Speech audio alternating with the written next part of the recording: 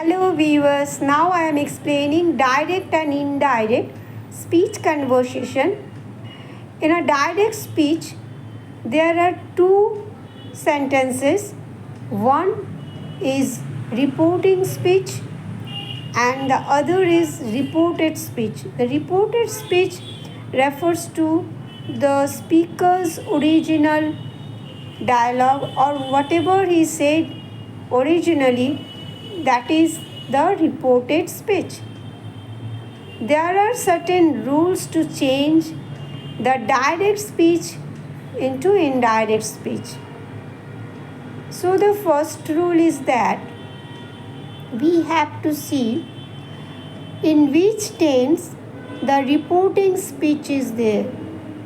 If the reporting speech is in simple present tense or future tense or simple future tense, then while changing the sentence into indirect speech, there is no need to change the tense of the sentence in the reported speech if they are universal truth or maybe any other sentence. Now the example is, the teacher says, within inverted comma, because this is a direct speech, the sun rises in the east. Now while changing the sentence into indirect speech, it will be, the teacher says that the sun rises in the east. There will be no change in tense because the speech is universal truth. So we need not to change the tense. Now the second sentence is, the reporting speech is in past tense. The teacher said, within inverted commas, the sun rises in the east. The reported speech is universal truth. So we need not change the reported speech tense while changing it into indirect speech. Now the indirect speech is, the teacher said that the sun rises in the east.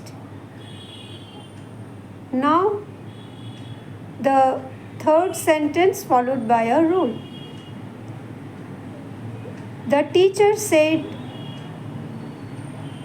you will come tomorrow.